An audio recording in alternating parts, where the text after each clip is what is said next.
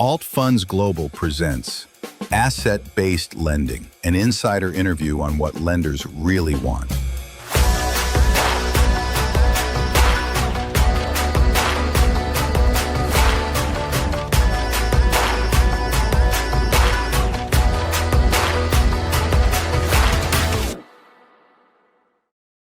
All of the information presented is for entertainment and information purposes only.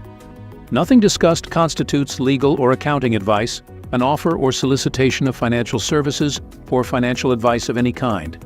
Our goal is to showcase alternative vehicles to raise capital. At no point will we be soliciting any investment programs.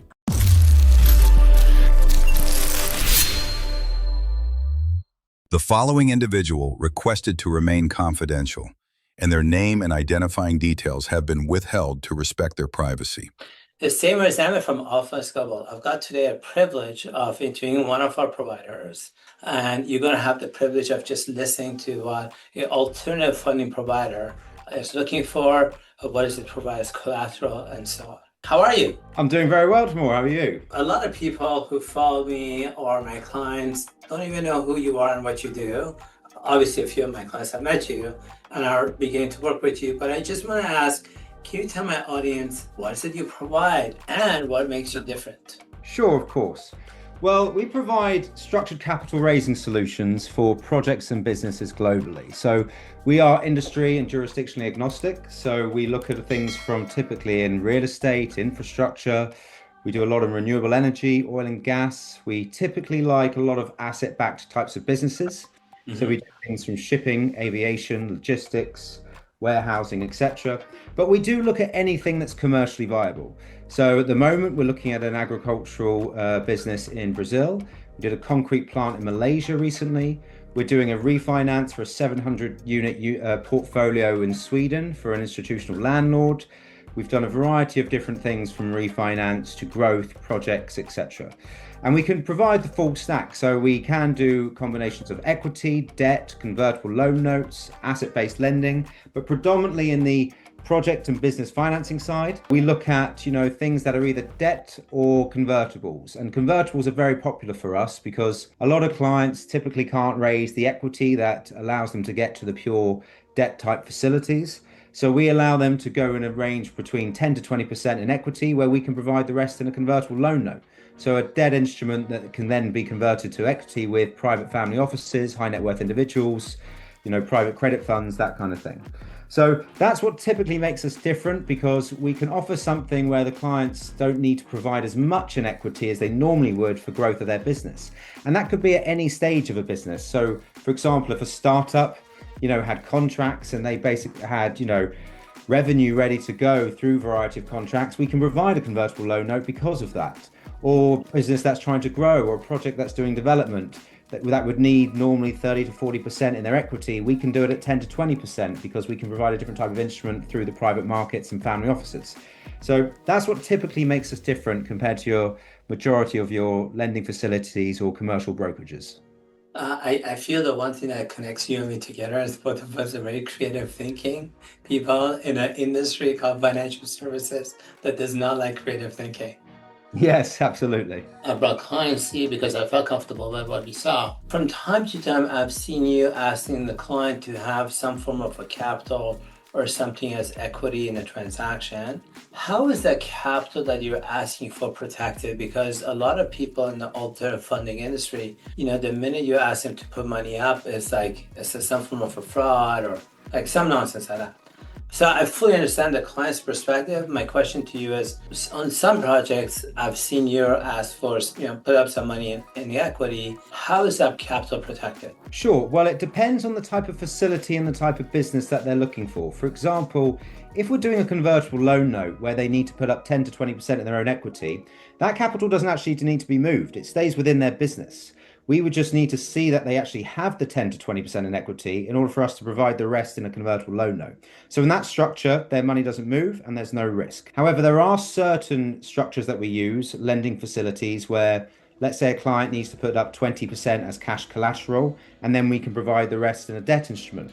Now, in those scenarios, the capital is always held in regulated institutions, so it is protected.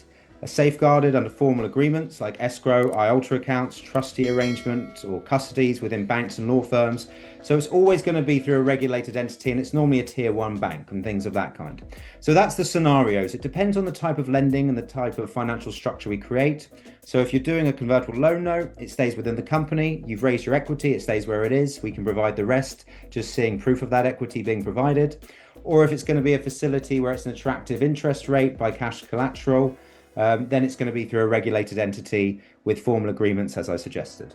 I understand. Okay, right. So it's really good to know that my money can be staying in my business, and I provide you, I'm assuming, audited financial statements to prove that I have that equity in my business. When it comes to loans, what's the minimum you give? What's the maximum you provide? And you have proof of performance? Sure, yeah. So with the minimum, we typically look at anything starting around $10 million. Now, within real estate, we do a lot of small bridging types things as well globally. We can go down to around 5 million.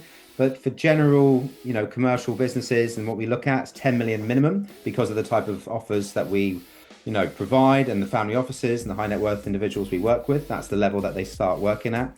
And then it depends. We have facilities that can go into the hundreds of millions and even billions. For example, we looked at a casino hotel last year in the Bahamas that was looking at about 2 billion in debt over a 5-year period.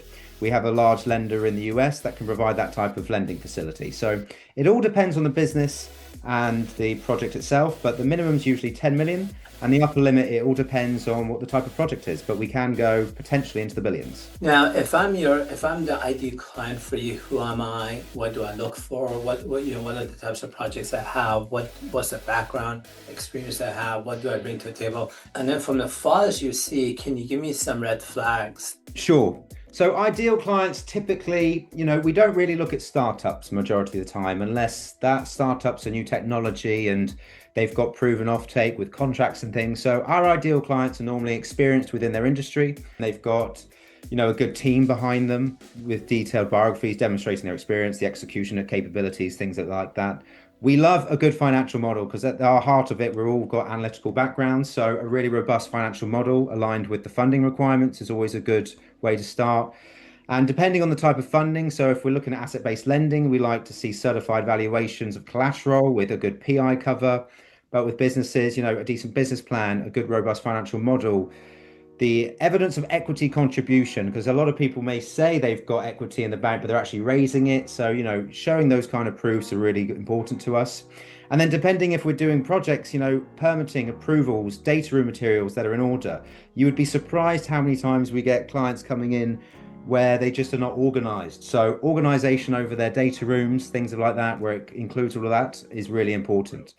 So that's kind of like the perfect clients for us. With regards to things that we look for, we really like the strong principal with a relevant track record, as I mentioned, about a good file. The equity contributions of the 10 to 20%, we always like to see that really at the beginning to see that they've got some skin in the game. Or if it's with assets, we like to see independently certified collateral with a good valuers with sufficient PI cover. And then the most important thing is, if it's projects and developments, that they're shovel ready rather than just going to the market, seeing what they can get. We like to see people who are coming in prepared with well-supported documentation. And red flags for us are typically, which happens a lot, unrealistic valuations. 9 times out of 10, people come in with valuations that they expect based on the market, but they haven't really done a lot of research into it. And then we have to revalue things, whether it's assets, property, whatever it may be. And their valuations are just unrealistic, which means, a lot of time has been wasted. So that's one of the big red flags for us. And then transparency. A lot of people miss certain documentation, are unwilling to provide things until it's too late. So the lack of transparency is a big one for us. And then a lot of people always think that they hear about 100%, funding solutions. Though no one provides 100% funding unless you've got some kind of collateral or putting up something, and you get a lot of those coming up. So when people come along asking for 100% financing, that's a big red flag for us. So that's why we always like to see people who've contributed at least 10 to 20% in equity in some form or another. Got it. Very cool. That's very cool. Thank you so very much. Is there any advice you have for my audience, people that are watching this that would say, what do I need to do to get in front of and have a winning file? So it depends on what you're looking for. So if we're talking about project and business financing, I think the most important thing to do is, not everyone has everything ready to go at the start. I mean, as long as you've got some equity or collateral in place, for example, if you're doing a project, you've got your land, there's no current debt on it, you've got everything, all your pre-development costs done, all that kind of thing, that's always a good start. But if it's a project or business in general, typically speaking, a really robust financial model is really important, a really decent business plan, a good, biography on all the people in the team involved and their history. Those things are really important at a starting point. So without those things, I wouldn't even go into the market looking for funding, because everyone wants to see those as a minimum for initial reviews. And if you're talking about lending on assets and things like that, it's all about the provenance of the assets, the proof of the ownership, and realistic valuations. Those are the two major things when it comes to asset-based lending. Is if you're going to be going to the market looking to get a loan against or use an asset as collateral, make sure whoever's valuing it has got sufficient PI cover, they're a well-recognized firm, and that those values aren't going to have to be questioned. And then, as I said, the proof of the provenance. So where's the assets come from? Proof of the ownerships, receipts of those payments, that there is no current liens on those things. Those are the basics across project, business, and asset lending that you'd want to start with before going to the market. Thanks so very much. I really appreciate it. First of all, I must say I enjoy my collaboration, my relationship with you. I'm eager on the files that we are working with you on to close and get funded. And thanks so much for your time. This has been very great. No, absolutely. It's been a pleasure speaking with you.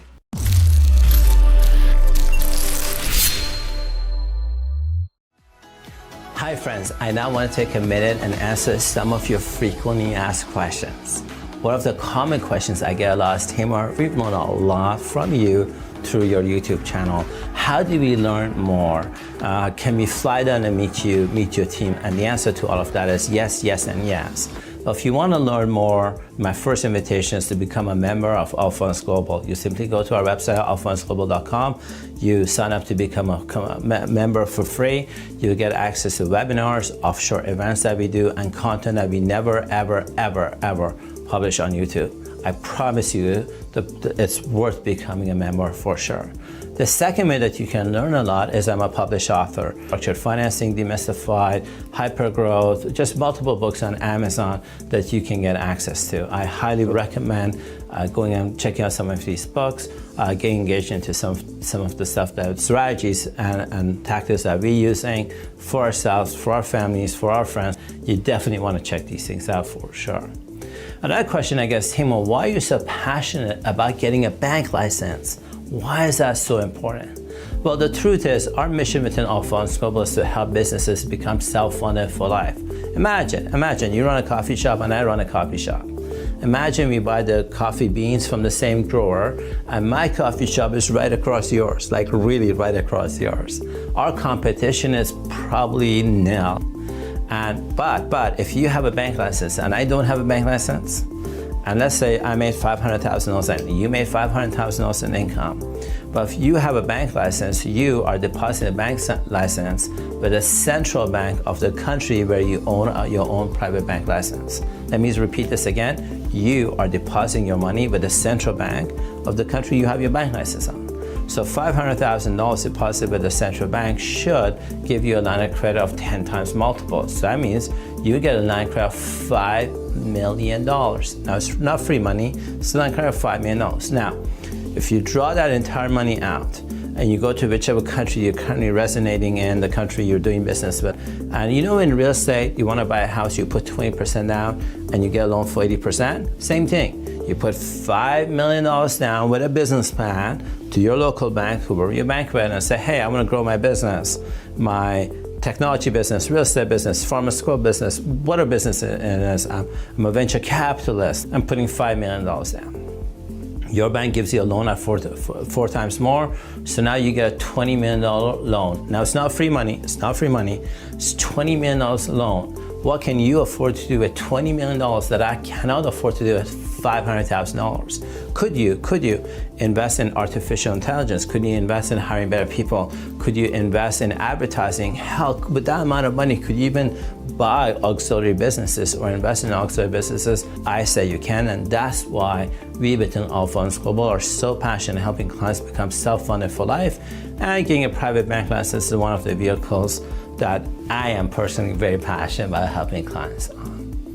Another question, I guess, Taimour, you charge a consultation fee. Alphonse Global, the team charges a consultation fee. Why do you charge a consultation fee when you guys can make so much money on the back end? It somehow slows me down from taking a credit card and paying you money for it.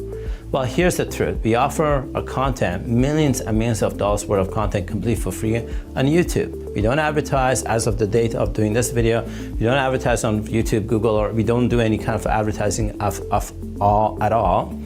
And what we find is the volume of traffic that goes into YouTube attracts people that are tire kickers, people that are fraudsters, people that have mental health issues. When we charge a small consultation fee, this deters the hacker, the fraudster, the person who's shopping around, the tire kicker. It eliminates all that and allows me and my team to be on calls or meetings with customers we actually want to do business with. What a concept. Now comes, this is better. At the time of doing a transaction with a client, that fee they pay for a consultation call, we refund it. At the conclusion of us doing a transaction with a client, we refund 100% of all the monies that they paid on consultation fees. This allows us to work with people that are committed to working with us, are serious about working with us, are not tire kickers, are not people that are like, they don't know what banking 101 is, and they're there to waste our time and energy. Just eliminates that. And me and my team are very proud of doing that. Next question, I guess, Taimour, the alternative funding industry overall has a lot of fraudsters in it, has a lot of deep fake in it. What are you doing to protect us, protect yourself? So here's the answer to that. Any industry that has a lot of money by default attracts a lot of fraud. Let me say this again. Any industry that attracts a lot of money by default attracts a lot of fraud.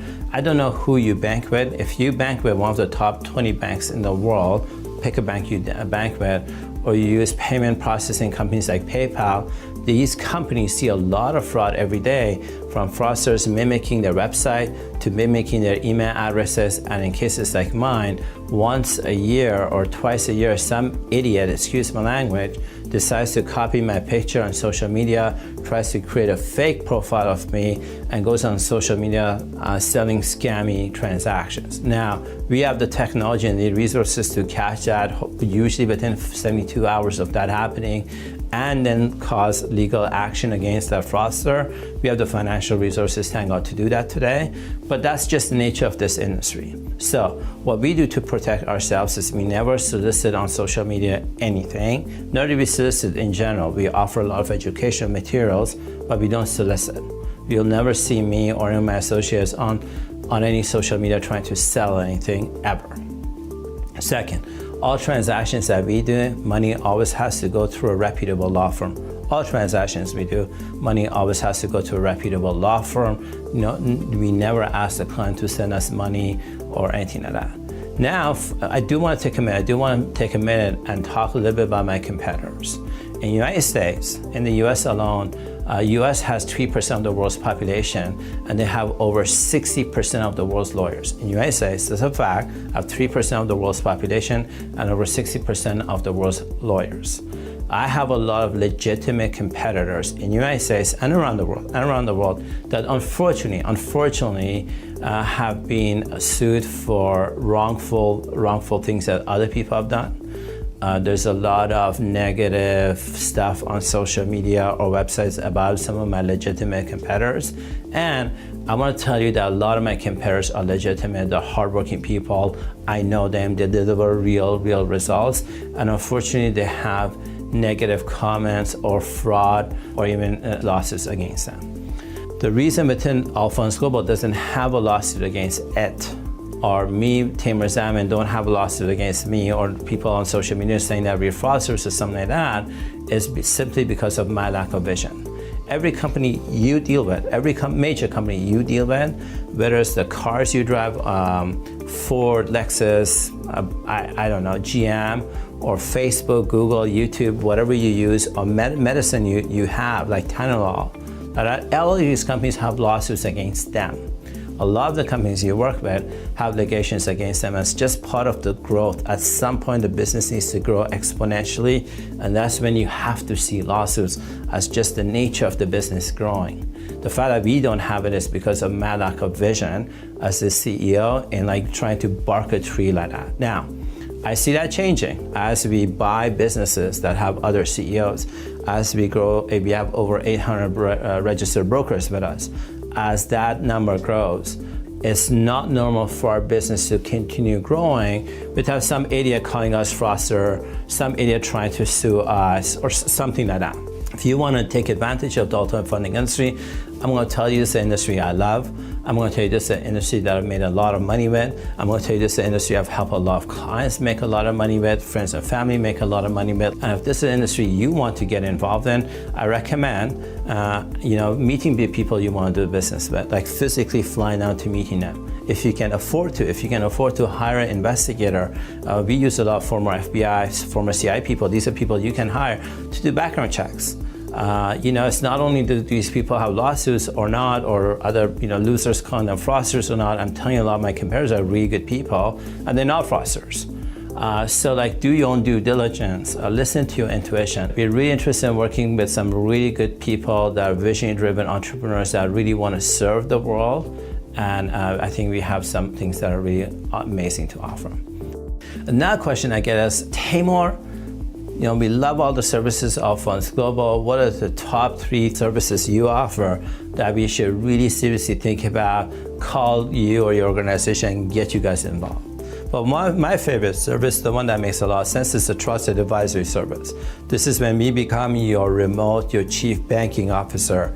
We work with your CFO, your legal team, the CEO, the COO. We look at where your organization is, where you want it to be. We look at banking programs that make sense for your type of business, that are proven and would work to generate access to alternative revenue sources for your business that makes sense. From that, we then create offshore tax structures, offshore bank accounts, offshore bank licenses for your organization, so the revenue that gets generated has a channel to go to that is well protected. We have a lot of domain expertise that I do not share ever on YouTube. It's not like a lawyer who's like, go create a trust account and cooks out it. We don't do. We do some very sophisticated stuff that I'm very proud of. That's our intellectual property. And so the Trusted Advisory Services, where we become a trusted advisor, is one of the things that I would recommend everybody to look at. It's a monthly retainer, you pay for it, but let me tell you, for every penny you put in, that you get tens of dollars out of it. And I think you're not going to get this amount of expertise dedicated to your business. So that's something I would recommend you to think about and sign up for. Second one is, if you're looking for access to capital, we have a lot of unique programs like Rent a Rich Uncle that we can support your organization as long as your organization is a successful business and not a startup, not somebody who's going bankrupt. It's a successful business that has real cash, real assets, and is generating something real, that's real growth. I think we have some avenues for accessing capital that others simply cannot offer. And the final one that I love is we have a lot of asset management structures that are very unique to our intellectual property that I love to share with you. If you have assets, you want to grow, you want to get bank license, you want to set up a trust, you want to work with multiple central banks, do some really cool stuff. I think I'm the only weirdest person that has real expertise and experience in doing this stuff. And so my name is Taimour Zaman from Funds Global. Thank you for following us up on YouTube. If you're doing that, thank you for trusting me. Thank you for trusting my team. And on behalf of my team, I just really want to say thank you. And we look forward to the opportunity of serving you.